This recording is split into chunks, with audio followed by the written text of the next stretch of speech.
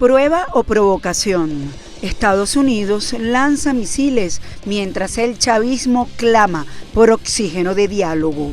Carne de cañón. Nuevo decreto de Maduro genera conmoción. Horror en Dallas. Tiroteo en centro de migrantes deja varios fallecidos. Hola amigos de Impacto Venezuela, soy Yasmín Velasco y hoy 24 de septiembre. Estas son las noticias más destacadas del día en nuestro noticiero estelar. La Marina de Estados Unidos confirmó el lanzamiento de 4 misiles balísticos Trident II desde aguas frente a la costa este de Florida como parte de pruebas programadas. El gesto, aunque presentado como rutinario, ocurre en plena tensión con Venezuela y es leído por Caracas como una provocación. El hecho intensifica la necesidad de Nicolás Maduro de dialogar con el presidente norteamericano Donald Trump. Halim Naim nos cuenta. La Marina de los Estados Unidos confirmó el lanzamiento de 4 misiles balísticos, los cuales fueron disparados entre el 17 y el 21 de septiembre desde un submarino de clase Ohio. Tienen la capacidad de largo alcance y pueden portar cabezas nucleares. Aunque Washington subraya que se trató de lanzamientos no armados, el simbolismo es inevitable. Un recordatorio de fuerza en una región donde las fricciones con Venezuela van en aumento. Los vuelos de prueba se lanzaron desde un submarino sumergido y aterrizaron en una amplia zona oceánica del Océano Atlántico, como parte de los requisitos de seguridad estándar. Se emitieron avisos a los aviadores que identificaban las zonas de exclusión aérea y avisos a los navegantes que se emitían a los buques marítimos que indicaban las zonas de permanencia durante el periodo de prueba programado. Uno de los proyectiles iluminó el cielo nocturno y fue visto incluso desde Puerto Rico, generando impacto en redes sociales y alimentando la narrativa de demostraciones de poder frente al Caribe.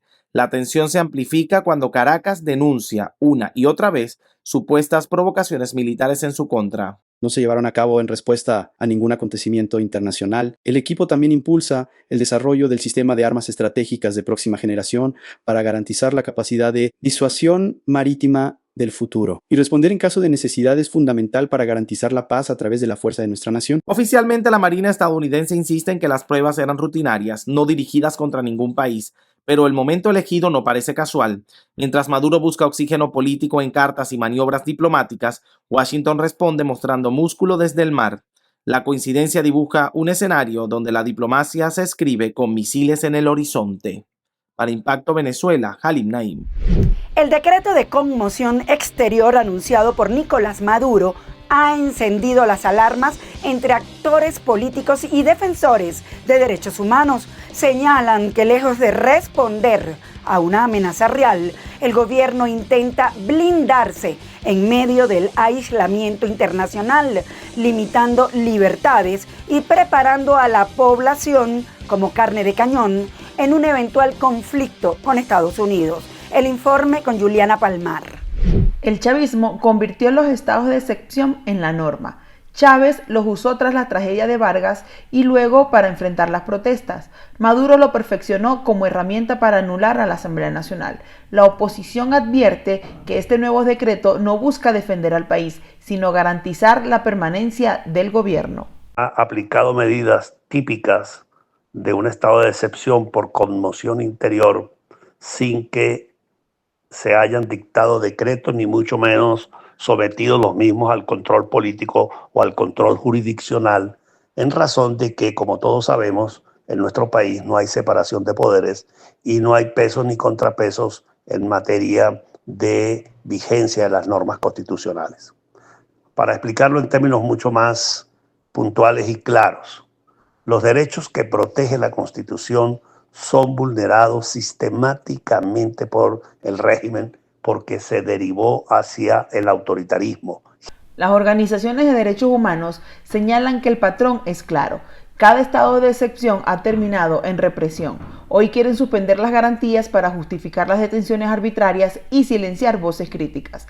Al respecto, el dirigente opositor Andrés Caleca escribió esto en las redes sociales. En Venezuela, el desmadre dictatorial es tan grande que el decreto de estado de conmoción exterior le pone límites a todas las arbitrariedades, violaciones, abusos y desmanes que el gobierno ejecuta a diario desde hace 26 años. Daría risa si no fuera una tragedia. Las reacciones coinciden en que la figura de conmoción exterior no es una defensa de la soberanía, sino un blindaje político. En 25 años, el chavismo ha gobernado con emergencias ficticias y esta vez lo que está en juego es la vida y la libertad de los venezolanos. Para Impacto Venezuela, reportó Juliana Palmar. Golpe a los ingresos esenciales de la administración chavista. El gobierno de Estados Unidos cambió las reglas. En la última licencia a Chevron, los pagos por explotación petrolera se procesan en barriles y no en dólares. Resultado inmediato, menos divisas frescas en un momento de máxima presión contra Maduro. Quique Frías con los detalles. Las actividades petroleras de Chevron en Venezuela se encuentran más limitadas que nunca. Reuters reveló que la petrolera internacional no solamente exporta menos barriles de crudo, sino que tiene prohibido pagar a PDVSA en dólares las regalías por explotación. Esto representa un problema para la administración de Maduro, que ve cómo se achica su principal fuente de recursos. Es una caída del ingreso en dólares, porque al no recibir los dólares directamente por la forma que se hacía antes, es decir, que Chevron vendía y le entregaba los dólares al gobierno y los vendía en el mercado paralelo, evidentemente al no poder hacerlo de esa forma, el gobierno tiene que vender los barriles en China o cualquier otro mercado, con lo cual indudablemente le va a deteriorar el ingreso que recibe.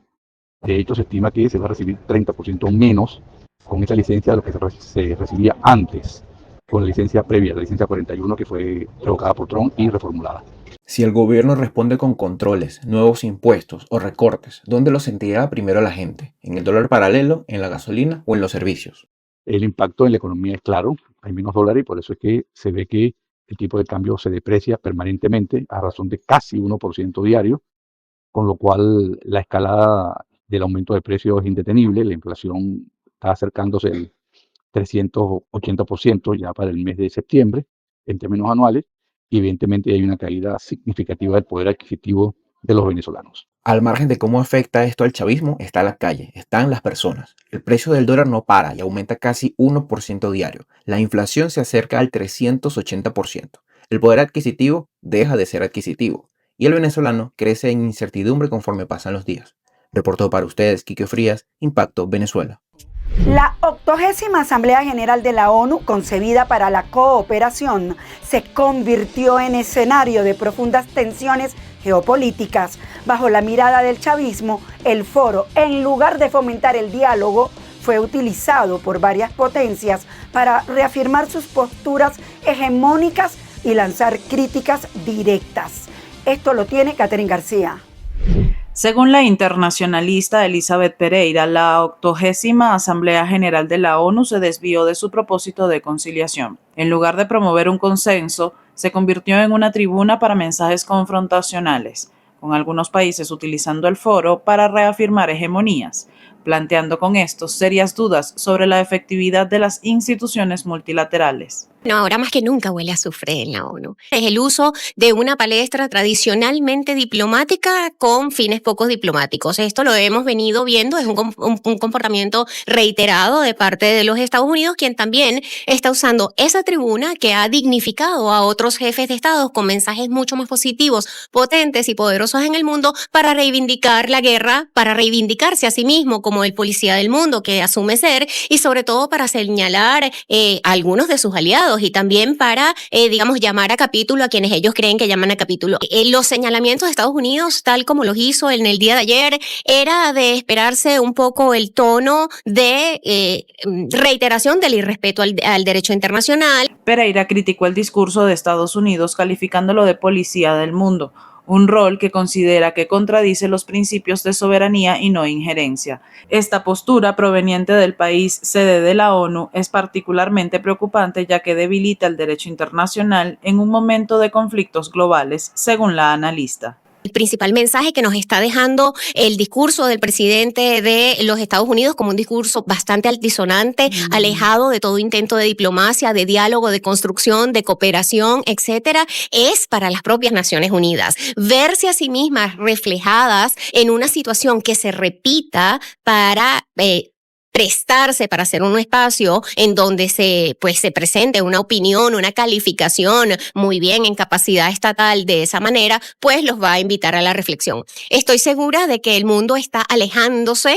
de esa tendencia. Hay quienes piensan que esto está impulsando el aislamiento de los Estados Unidos. En este contexto, Pereira destaca el papel de América Latina y el Caribe como un bloque pacifista.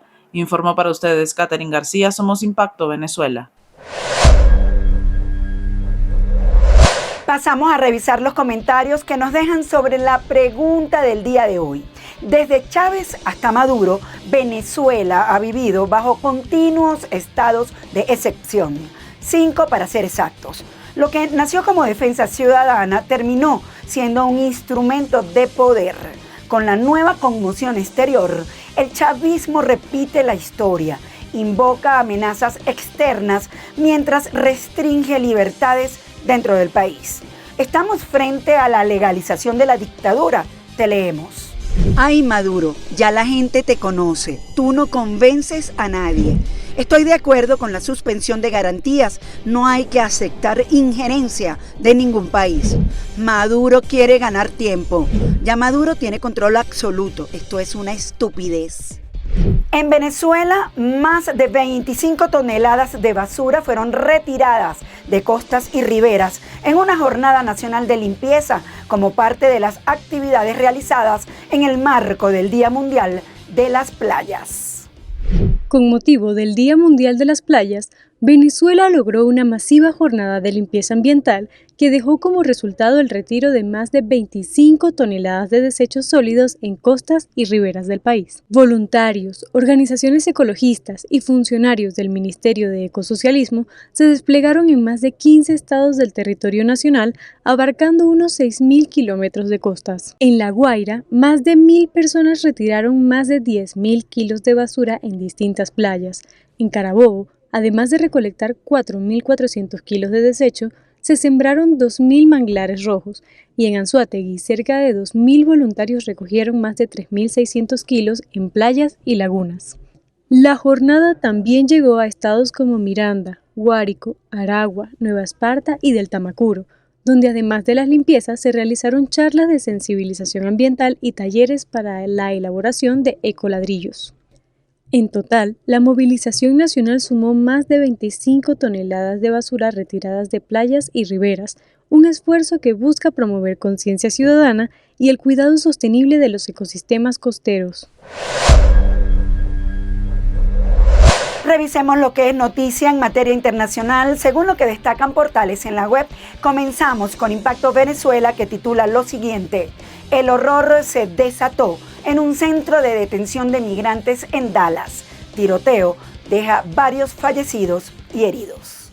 Un tiroteo ocurrió en un centro de detención de migrantes del Servicio de Inmigración y Control de Aduanas, ICE, en Dallas, Texas, dejando a varias personas muertas y heridas. La secretaria de Seguridad Nacional, Kristi Noem, confirmó que hubo varios heridos y fallecidos. El atacante, un hombre blanco que estaba en la azotea de un edificio, murió a causa de una herida de bala autoinfligida. Al llegar la policía, fue descrito preliminarmente como un posible francotirador.